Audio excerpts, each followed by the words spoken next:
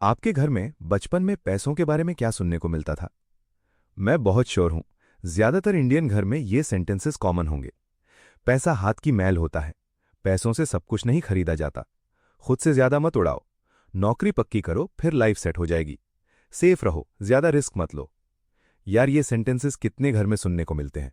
Almost हर घर में। और रिजल्ट? इंडिया में 95% लोग अपनी पूरी जिंदगी मिडिल क्लास में गुजार देते हैं। मेहनत करते हैं पूरी जिंदगी, टैक्सेस भरते हैं पूरी जिंदगी, ईएमआई भरते हैं पूरी जिंदगी, और फिर भी रिटायर होने तक जेन्युइनली फाइनेंशियली फ्री नहीं होते। क्यों? क्योंकि स्कूल ने पैसा कमाना सिखाया, लेकिन पैसा कैसे काम करे ये नहीं सिखाया। इस प्रॉब्लम को एक इंसान ने बहुत क्लियरली एक्सप्लेन किया अपनी बुक में, rich dad poor dad by Robert Kiyosaki. ये बुक 1997 में आई। आज तक 32 मिलियन से ज्यादा कॉपीज दुनिया भर में बिक चुकी हैं। ये पर्सनल फाइनेंस कैटेगरी की सबसे ज्यादा बिकने वाली बुक है एवर। और आज मैं आपको इस बुक की हर एक इंपॉर्टेंट लेसन, हर एक कॉन्सेप्ट बिल्कुल डिटेल में, सिंपल लैंग्वेज में एक्सप्लेन करूंगा। ये वीडियो थोड़ी लंबी है यार, लेकिन मैं प्रॉमिस करता हूं अगर आपने पूरी देखी तो आप पैसों के बारे में आज के बाद अलग नजर से सोचोगे। तो कंफर्टेबल हो जाइए, एक चाय बना लीजिए और शुरू करते हैं। पहले समझते हैं ये बुक है क्या एक्चुअली। रॉबर्ट कियोसाकी, जो इस बुक के ऑथर हैं, उनकी जिंदगी में दो इन्फ्लुएंशियल लोग थे। पहले थे उनके पापा, highly educated, PhD degree, government job, respected professor, हवाई के एजुकेशन डिपार्टमेंट के सुपरिंटेंडेंट भी बने। बहुत इंटेलिजेंट और बहुत मेहनत करने वाले, लेकिन फाइनेंशियली पूरी जिंदगी स्ट्रगल किया। कभी पैसों की कमी नहीं गई उनके लिए। रिटायर होने तक पैसे के लिए काम करते रहे। ये थे पुअर डैड। दूसरे थे उनके दोस्त के पापा, स्कूल ड्रॉप आउट, पढ़ाई अधूरी, लेकिन बिजनेस सेंस कमाल का। एक से ज्यादा बिजनेसेस, रियल एस्टेट, इन्वेस्टमेंट्स, हवाई के सबसे अमीर लोगों में से एक बने। ये थे रिच डैड। और कियोसाकी ने दोनों से सीखा। दोनों ने उन्हें अलग अलग चीजें सिखाईं, और इस बुक में वो दो अलग वर्ल्ड व्यूज हैं पैसों के बारे में। पुअर डैड कहते थे, पढ़ लो, अच्छी नौकरी लो, पैसा रूट ऑफ ऑल ईविल है। मैं इतना अमीर नहीं हूं, पैसा सेफली इन्वेस्ट करो, घर हमारी सबसे बड़ी एसेट है। रिच डैड कहते थे, फाइनेंशियल एजुकेशन लो, पैसा की लव प्रॉब्लम नहीं, पैसा की कमी प्रॉब्लम है। मैं इतना अमीर नहीं हूं, ये अफोर्ड नहीं कर सकता, ये सोचना अफोर्ड नहीं कर सकता। पैसा अपने लिए काम करवाओ, घर लायबिलिटी है, एसेट नहीं। यार, ये दोनों वर्ल्ड व्यूज कितनी कंप्लीटली डिफरेंट हैं। और कियोसाकी कहते हैं, जो वर्ल्ड व्यू आप अपनाते हो वही आपकी फाइनेंशियल रियलिटी बनती है। बुक का पहला और सबसे रेवोल्यूशनरी लेसन, अमीर लोग पैसा के लिए काम नहीं करते, पैसा उनके लिए काम करता है। यार, ये सुन के थोड़ा कंफ्यूजिंग लगता है। आओ इसको समझते हैं। ज्यादातर लोग पुअर डैड स्टाइल में एक साइकिल में जीते हैं।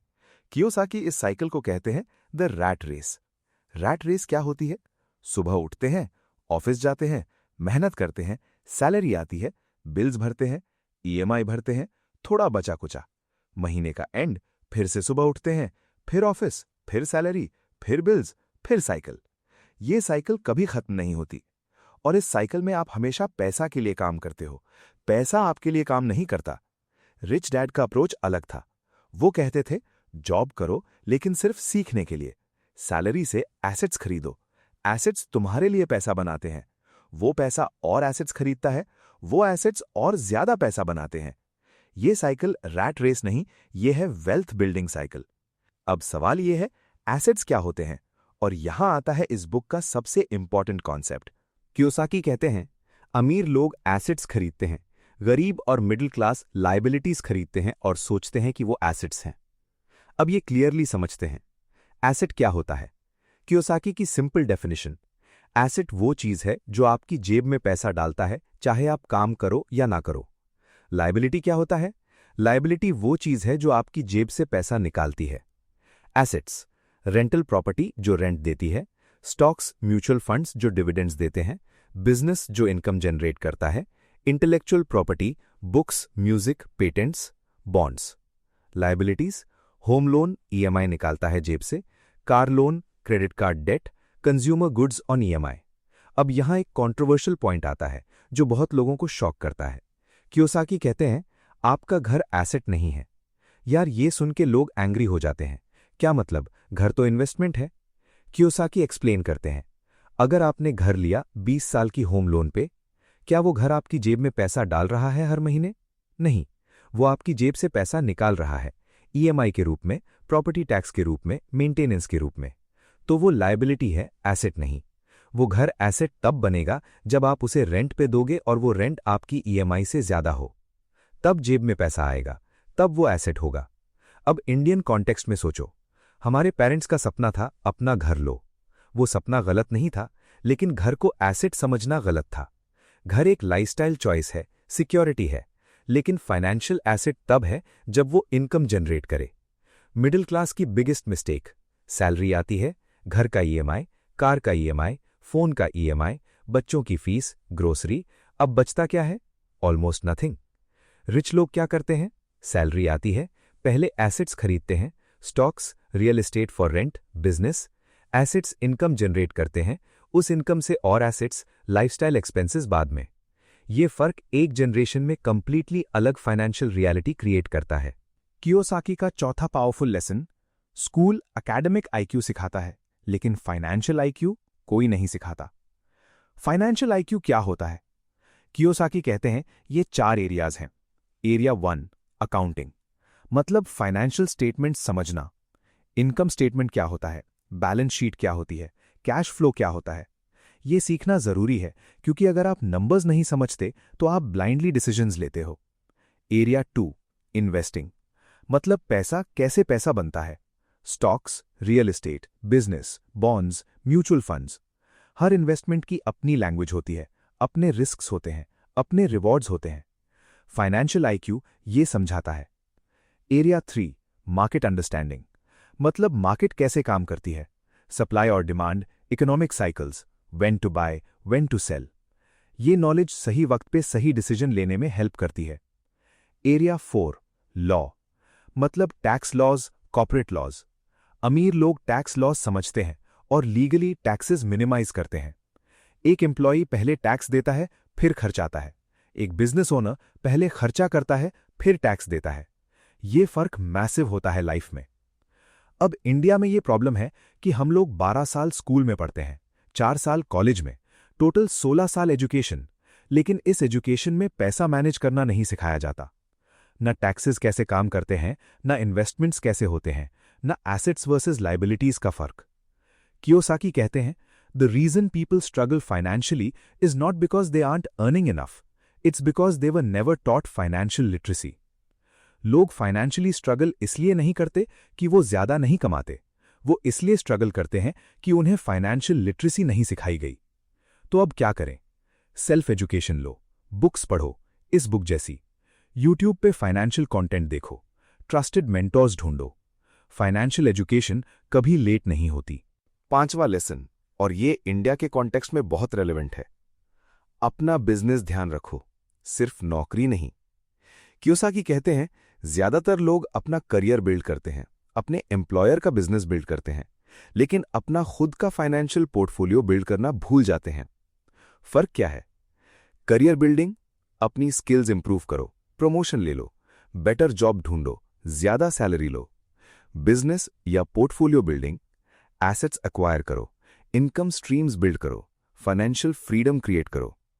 कियोसाकी कहते हैं, keep your day time job but start buying real assets. नौकरी रखो, लेकिन साथ में रियल एसेट्स खरीदना शुरू करो। रियल एसेट्स क्या हैं कियोसाकी के हिसाब से? 1, बिजनेसेस जो आपके इन्वॉल्वमेंट के बिना चल सकें। 2, स्टॉक्स यानी equity investments. 3, bonds. 4, income generating real estate. 5, notes यानी लोन्स जो आप दूसरों को देते हो इंटरेस्ट के साथ। 6, रॉयल्टीज, इंटेलेक्चुअल प्रॉपर्टी से। और 7, कुछ भी जो वैल्यू जनरेट करे आपके एक्टिवली काम किए बिना। इंडियन मिडिल क्लास की ट्रेजेडी, हम लोग अपनी सैलरी का ज्यादातर हिस्सा लायबिलिटीज पे खर्च करते हैं। नया फोन, लायबिलिटी। नया TV, liability. New car, mostly liability. Branded clothes, liability. और रियल एसेट्स बिल्कुल कम या जीरो। कियोसाकी कहते हैं, सैलरी आते ही पहला काम करो, एक छोटा एसेट खरीदना। छोटा एसआईपी, एक स्टॉक, कोई भी चीज। हैबिट बनो एसेट्स खरीदने की। अब आता है एक ऐसा चैप्टर जो ज्यादातर बुक समरीज में स्किप हो जाता है, लेकिन ये बहुत इंपॉर्टेंट है। अमीर लोग कॉरपोरेशंस यूज करते हैं टैक्सेस से लीगली बचने के लिए। यार ये सुन के लगा ये तो चीटिंग है, लेकिन कियोसाकी एक्सप्लेन करते हैं ये चीटिंग नहीं, ये फाइनेंशियल इंटेलिजेंस है। एक एम्प्लॉय कैसे काम करता है? कमाता है, गवर्नमेंट टैक्स काटती है, बचा हुआ खर्चाता है। Cycle, earn, tax, spend. एक बिजनेस ओनर कैसे काम करता है? कमाता है, खर्चाता है, बिजनेस एक्सपेंसेस, बचा हुए पे टैक्स देता है। Cycle, earn, spend, tax. फर्क समझ आया? एम्प्लॉय पहले टैक्स देता है, फिर खर्चाता है। बिजनेस ओनर पहले खर्चा करता है, फिर टैक्स देता है। और बिजनेस एक्सपेंसेस में बहुत कुछ आ सकता है, car, phone, travel, meals, education, जो बिजनेस से रिलेटेड हो। ये लीगल है, टैक्स लॉज यही कहते हैं। कियोसाकी कहते हैं फाइनेंशियल एजुकेशन का एक बड़ा पार्ट है समझना कि टैक्स लॉज एक्चुअली कैसे काम करते हैं। अब इंडिया में आईटीआर फाइल करते वक्त सिर्फ सैलरी देखते हैं, डिडक्शंस प्रॉपर्ली क्लेम नहीं करते। ये सब लीगल डिडक्शंस हैं, लेकिन लोग यूज नहीं करते, जानते ही नहीं। एक गुड सीए ढूंढो, फाइनेंशियल प्लानिंग करो, लीगली टैक्सेस मिनिमाइज करो। अब आता है बुक का सबसे क्रिएटिव और एक्साइटिंग लेसन। अमीर लोग पैसा इन्वेंट करते हैं। कियोसाकी कहते हैं पुअर और मिडिल क्लास सिर्फ जो अपॉर्चुनिटीज सामने आती हैं वो ढूंढते हैं, अमीर लोग अपॉर्चुनिटीज क्रिएट करते हैं। कियोसाकी एक रियल एग्जाम्पल देते हैं। उन्होंने एक प्रॉपर्टी देखी, वैल्यू थी $75,000, मार्केट वैल्यू थी $100,000, लेकिन उनके पास पैसा नहीं था। तो उन्होंने क्या किया? स्टेप 1, उन्होंने प्रॉपर्टी खरीदने के लिए एक ग्रुप ऑफ इन्वेस्टर्स की टीम बनाई। स्टेप 2, उन इन्वेस्टर्स का पैसा यूज करके प्रॉपर्टी खरीद ली। स्टेप 3, प्रॉपर्टी रेनोवेट की। स्टेप 4, $1,25,000 में बेच दी। स्टेप 5, इन्वेस्टर्स को उनका पैसा रिटर्न दिया। स्टेप 6, खुद के पास सब्सटैंशियल प्रॉफिट। यार इन्होंने अपना पैसा लगाया? नहीं, उन्होंने दूसरों का पैसा यूज किया, अपनी फाइनेंशियल इंटेलिजेंस यूज की और प्रॉफिट जनरेट किया। ये क्रिएटिविटी है, फाइनेंशियल इंटेलिजेंस है। कियोसाकी कहते हैं intelligence solves problems and produces money. ज्यादा आईक्यू इक्वल ज्यादा ऑप्शंस। हम लोग सोचते हैं मेरे पास पैसा नहीं है तो मैं क्या करूंगा? रिच डैड का जवाब, पैसा ढूंढो नहीं, सल्यूशन ढूंढो। सल्यूशन मिले तो पैसा खुद आ जाता है। प्रॉब्लम सॉल्विंग फाइनेंशियल इंटेलिजेंस यही अमीर लोग यूज करते हैं। अब आता है एक और counter intuitive lesson. Best job वो नहीं जो सबसे ज्यादा पे करे, बेस्ट जॉब वो है जो सबसे ज्यादा सिखाए। कियोसाकी कहते हैं पुअर डैड कहते थे बेस्ट पेइंग जॉब ढूंढो, रिच डैड कहते थे बेस्ट लर्निंग जॉब ढूंढो। कियोसाकी की अपनी स्टोरी। वो एक बार जीरोक्स में सेल्स जॉब करते थे। वो बहुत शर्मीले थे, सेल्स उन्हें पसंद नहीं था, लेकिन रिच डैड ने कहा सेल्स सीखो, ये सबसे इंपॉर्टेंट स्किल है। कियोसाकी ने सेल्स सीखा, वो जीरोक्स में टॉप सेल्स पीपल में से एक बने। फिर उन्होंने वो स्किल अपने बिजनेस में यूज की। कियोसाकी कहते हैं एक वेल राउंडेड पर्सन के पास ये स्किल्स होनी चाहिए। 1, सेल्स एंड मार्केटिंग, सबसे important skill. 2, communication, writing, speaking, negotiating. 3, management, people, systems, time. 4, accounting, basic financial literacy. 5, investing, money management. और वो कहते हैं the main reason people are not rich is that they are terrified of losing. लोग अमीर इसलिए नहीं बनते क्योंकि वो हारने से डरते हैं, इसलिए सेफ जॉब लेते हैं, सेफ इन्वेस्टमेंट्स करते हैं, सेफ जिंदगी जीते हैं। लेकिन सेफ का मतलब हमेशा सिक्योर नहीं होता। एक सरकारी नौकरी सेफ लगती है, लेकिन अगर उसकी नौकरी कल चली जाए और उसके पास कोई और स्किल नहीं तो वो कितना सिक्योर है? स्किल्स बिल्ड करो, सिर्फ सैलरी मत बिल्ड करो। अब कियोसाकी कहते हैं फाइनेंशियल फ्रीडम की राह में 5 बिगेस्ट ऑब्स्टिकल्स हैं जो ज्यादातर लोगों को रोक देते हैं। ऑब्स्टिकल 1, फियर, पैसा खोने का डर। यार ये सबसे कॉमन ऑब्स्टिकल है। इन्वेस्ट करूंगा तो लॉस हो गया तो, बिजनेस शुरू करूंगा तो फेल हो गया तो। कियोसाकी कहते हैं the primary difference between a rich person and a poor person is how they manage fear. अमीर और गरीब में फर्क फियर मैनेज करना है। दोनों को डर लगता है, अमीर डर के बावजूद करते हैं, गरीब डर के वजह से रुक जाते हैं। सॉल्यूशन, फेलियर को गलत मत समझो, फेलियर एक टीचर है। ऑब्स्टिकल 2, सिनिसिज्म, ये नहीं होगा, ये सिर्फ बुक्स में होता है, रियल लाइफ में अलग होता है। ये सिनिसिज्म आपको ट्राई करने से रोकती है। कियोसाकी कहते हैं, सिनिक्स नेवर विन। कुछ ट्राई करो, फेल हो, सीखो, एक दिन विन करो। Obstacle 3, laziness. यार ये इंटरेस्टिंग है।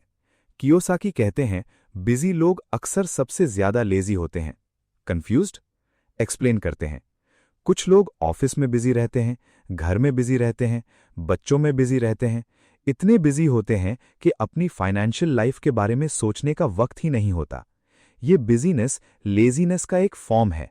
अपनी फाइनेंशियल लाइफ की रिस्पॉन्सिबिलिटी लेने से बचने के लिए बिजी रहना। सॉल्यूशन? आज मैं अपने फाइनेंसेस के लिए कुछ जरूर करूंगा। एक बार मंथली अपने फाइनेंसेस चेक करो, इन्वेस्टमेंट्स देखो, एक्सपेंसेस देखो, प्लान बनाओ। Obstacle 4, bad habits. पहले खुद को पे करो, फिर बिल्स। ज्यादातर लोग पहले बिल्स भरते हैं, जो बचता है वो इन्वेस्ट करते हैं, लेकिन जो बचता है यूजुअली जीरो होता है। रिच डैड रूल: सैलरी आई, पहले एसेट्स में डालो, फिर बिल्स भरो, जो बचता है लाइफस्टाइल पे खर्चाओ। ये डिसिप्लिन एक हैबिट है, डेवलप करो। Obstacle 5, arrogance. मैं सब जानता हूं, मुझे एडवाइस की जरूरत नहीं। कियोसाकी कहते हैं, every time I have been arrogant I have lost money. जब भी उन्होंने सोचा मैं सब जानता हूं, तब उन्हें लॉस हुआ। सॉल्यूशन? हम्बल रहो, सीखते रहो। जो नहीं जानते वो सीखो, एक्सपर्ट से पूछो। Arrogance plus ignorance is equal to financial disaster. अब सबसे प्रैक्टिकल चैप्टर, आज से एग्जैक्टली क्या करो। कियोसाकी ने 10 स्टेप्स दिए हैं। स्टेप 1, एक रीजन ढूंढो, मोटिवेशन। क्यों अमीर बनना चाहते हो? क्या अचीव करना चाहते हो? फैमिली के लिए? फ्रीडम के लिए? Clear reason equals strong motivation. Step 2, रोज चूज करो। हर रोज एक चॉइस है, पैसा खर्च करो या इन्वेस्ट करो। हैबिट बनाओ इन्वेस्ट करने की। स्टेप 3, केयरफुली अपने दोस्त चूज करो। जिनके पास पैसा है उनसे फ्रेंडशिप रखो, उनसे सीखो, उनके हैबिट्स ऑब्जर्व करो। स्टेप 4, मास्टर करो एक फॉर्मूला, फिर नया सीखो। एक इन्वेस्टमेंट स्ट्रैटेजी सीखो, मास्टर करो, फिर दूसरी सीखो। स्टेप 5, खुद को पहले पे करो। सैलरी आई, पहले इन्वेस्टमेंट अकाउंट में डालो, फिर बाकी बिल्स। ये डिसिप्लिन सब कुछ बदल देता है। स्टेप 6, अपने ब्रोकर्स को अच्छा पे करो। सस्ते एडवाइजर्स से दूर रहो। अच्छे फाइनेंशियल एडवाइजर आपको ज्यादा रिटर्न दिला सकते हैं। स्टेप 7, रिटर्न्स लो और री इन्वेस्ट करो। इन्वेस्टमेंट से जो रिटर्न आए वो दोबारा इन्वेस्ट करो, कंपाउंडिंग को काम करने दो। स्टेप 8, एसेट्स खरीदने के लिए लग्जरीज यूज करो, लोन से नहीं। अच्छी कार चाहिए, पहले एसेट खरीदो, एसेट का रिटर्न कार खरीदने में लगाओ। स्टेप 9, हीरोज ढूंढो, फाइनेंशियल रोल मॉडल्स बनाओ। वॉरेन बफेट, राकेश झुंझुनवाला, उनसे इंस्पायर हो, उनसे सीखो। Step 10, teach and you shall receive. जो सीखा दूसरों को सिखाओ, जब सिखाते हो आप और क्लियरली समझते हो। तो यार, आज रिच डैड पुअर डैड से हमने ये सीखा, 2 वर्ल्ड व्यूज हैं, poor dad versus rich dad. आप कौन सा चूज करते हो? रैट रेस से निकलो, पैसा के लिए काम मत करो, पैसा अपने लिए काम करवाओ। एसेट्स वर्सेस लाइबिलिटीज, जो जेब में पैसा डाले एसेट, जो जेब से पैसा निकाले लाइबिलिटी। फाइनेंशियल आईक्यू बढ़ाओ, स्कूल ने नहीं सिखाया, खुद सीखो। Mind your own business, career के साथ अपना फाइनेंशियल पोर्टफोलियो बिल्ड करो। कॉरपोरेशंस और टैक्सेस, लीगल तरीके से टैक्स बर्डन मिनिमाइज करो। पैसा इन्वेंट करो, प्रॉब्लम सॉल्व करो, पैसा खुद आएगा। सीखने के लिए काम करो, सैलरी से ज्यादा स्किल्स मैटर करते हैं। 5 ऑब्स्टिकल्स ओवरकम करो, fear, cynicism, laziness, bad habits, arrogance. आज से शुरू करो, 10 स्टेप्स फॉलो करो। यार, रॉबर्ट कियोसाकी ने ये बुक अपनी खुद की फाइनेंशियल जर्नी से लिखी। उन्होंने भी स्ट्रगल किया, ब्रोक भी हुए, फेल भी हुए, लेकिन रिच डैड की टीचिंग्स उन्हें एक अलग रास्ते पे ले गईं, और वो रास्ता आज आपके लिए भी ओपन है। आज से एक काम करो, अपना पहला एसेट खरीदने का प्लान बनाओ। छोटा सा एसआईपी शुरू करो, 500 रुपए, 1000 रुपए, जो भी अफोर्ड करो, लेकिन शुरू करो आज। क्योंकि जितना जल्दी शुरू करोगे, कंपाउंडिंग उतना ज्यादा काम करेगा। अगर ये वीडियो हेल्पफुल लगी तो प्लीज लाइक करो और शेयर करो अपने उस दोस्त के साथ जो कहता है इन्वेस्टिंग समझ नहीं आता। इस बुक से शुरुआत करो। सब्सक्राइब जरूर करो, क्योंकि अगले वीडियो में हम कवर करेंगे एक और लाइफ चेंजिंग बुक। तब तक ख्याल रखना अपना। जय हिंद।